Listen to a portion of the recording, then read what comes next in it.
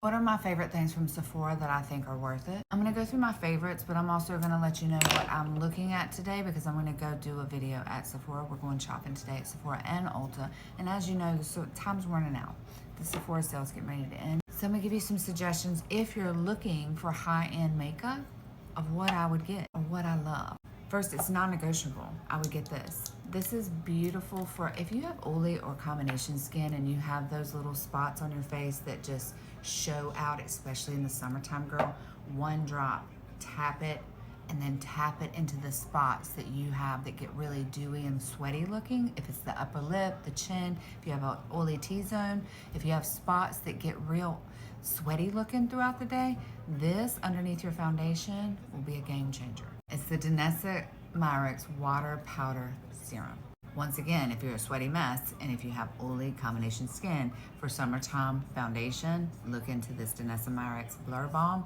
You will love her. This is the Upsolite formula, which means that it goes on as a cream and it dries down looking like a powder.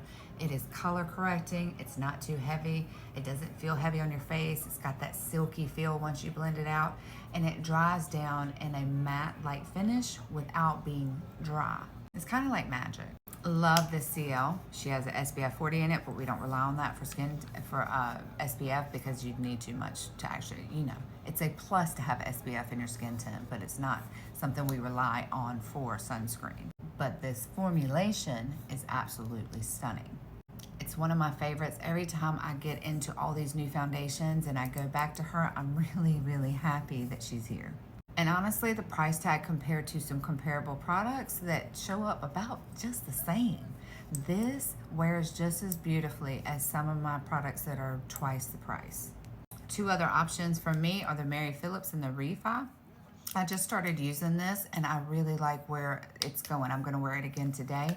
But I like I love these. This is the Mary Phillips and the REFY.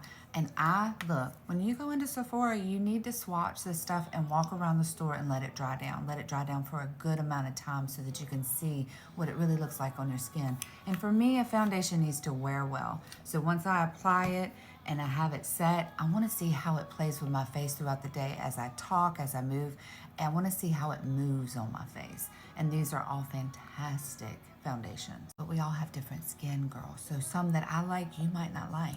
You need to go play with it in the store. I'm sorry, but if I was supposed to pick one product in each category, that is just not happening. Not today. For bronzer, I would get, and bronze, contour, whatever, all the things. This Dior stick, beautiful. She's a little on the warm side, and I like that. If you don't like a warmer bronzer, this isn't for you. This Soft Sculpt, what's it really called? Hold on, let me put my eyes on. The Skin Enhancer Soft Sculpt by Makeup by Mario. The cream one is absolutely gorgeous. I love the powder too, but this is so pretty, y'all. And I have it in the light medium. So I like to have different color options of different things. So even though some of these products all do the same thing, I have different versions in different tints, different colors. And then that, depending on what I'm going for that day, that way I don't have everything in the same exact tone and color. Now I may or may not have several palettes of eyeshadow that are in a pinkish mauve because I have a problem. But when it comes to bronzers, I do want to shade range so that I have different things to work with. Contour, Anastasia, hands down. This is beautiful. And it goes on and blends so well. And it blends in this like blurring effect, which is just gorgeous. This is my favorite. The only complaint I have about this is I think their color range is not good. They don't have enough color options. And I want them, this formulation is beautiful. So put out some more color. Anastasia, put out some more color. For blush, when it comes to pigment, you really can't go wrong with Rare Beauty. My suggestion is to get the little ones. The big ones, it'll take you forever to use. Get the little ones. These are highly pigmented. A little tiny itty bitty dot will distribute plenty of color. You don't need the big old things of these. Get the travel size. And then you can get 2 or 3. Haus Labs, these are beautiful. They're more dewy. They have more of like that dewy finish. They're not highly pigmented and they blend out with like that blurring look, but that's what I'm going for sometimes. So if that's what you're looking for, these are chef's kiss. Charlotte Tilbury, I love these sticks, even though this will take me forever to use. This Charlotte Tilbury to me does a really good job when it comes to that shiny look without looking too glittery. Whatever it is she uses for sparkle, she's killing it. Concealer wise, I love this. This is my favorite concealer. It's Estee Lauder Double Wear. I am using the Haus Labs now and trying her out, and I fell in love. So now I have another one from Sephora that I really, really like. Today, I think I'm gonna buy the Tower 28. Let me know if you've tried the Tower 28 because I keep hearing really good things. I can't talk about blush without talking about the Patrick Ta and the YSL. You want a bougie ass blush, get a YSL or the Gucci. I would say between the Gucci and the YSL powders, I would decide what color you want because the colors are a little different, but the wear and how beautiful these are on your skin are very comparable. Patrick Ta, one, if you know, you know. You got the cream, you got the blush, you can put one on first or the other one on first, it doesn't matter. These have a beautiful pigment. They blend so well, they wear well, and they're in really pretty packaging, if that matters. And you really can't beat the YSL packaging. This is Nude Lavalier. If there was one color of blush that you would need, if you need a blush for any look, it would be the Nude Lavalier, in my opinion. This is such a beautiful nude type pink. Just easy to wear with most looks. She looks really pigmented here, and she's really not. Just a beautiful light nude pink. Eyeshadows, DanessaMyricksBeauty once again this is the Groundworks palette, and this is once again that Upsolite formulation we were talking about with the Blur Balm. This is the cream and this is the powder. So the cream is going to have that Upsolite formula, which means it goes on as a cream and it dries down as a powder, and then you can lock that color in with the powder. You can do so much with this. This can be blush, this can be lip tint, this can go anywhere on your face, and they blend like a dream. Danessa just doesn't get stuff wrong. Depending on the color scheme you're going for, the Makeup by Mari Ethereal palettes are absolutely beautiful. This is the original. Love these colors. If you know me, I like the more natural eye look colors. And this is the Nature.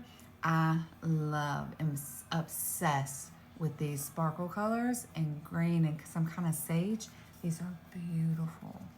And if you're looking for a nude browns type eyeshadow palette, you cannot go wrong with this one. This is the Patrick Ta. These are beautiful, and they apply. You can do so many different looks with these. He gave you such a good range. These are gorgeous. And if you want to be extra, go ahead and get the one that has two with the sparkles that you can use as a topper with these. You're good for many, many, many different makeup looks. Mascara, all I'm gonna say is that you need this primer. This is the Tarte primer. This will make any mascara you decide to get work. I don't know what your option, I don't know what you're looking for, because there's some that do a nice job of curling your lashes or lengthening your lashes or making them look more bulky. This is just going to make any of those stand out even more, and it's going to make them a tubing formulation, which means it's easier to get off and you don't lose all your eyelashes every day while you're trying to scrub off your mascara. For setting powder, I'm just going to tell you about Danessa again. Danessa Evolution Powder. This is like this micro dust. It comes through the little netting. This is, I will not go without this. If you want a pressed powder, the Givenchy Prisme Libre line, this is so good, y'all. I can even use this after I set my face and that dries down just a little bit. If I want to go into any areas and make sure I'm setting well, this is her. This is her. I'm in the shade 4. I also have the same formulation in a bronzer. The formulation with this with Givenchy is just brilliant. It's so good, and it's like that micro dust.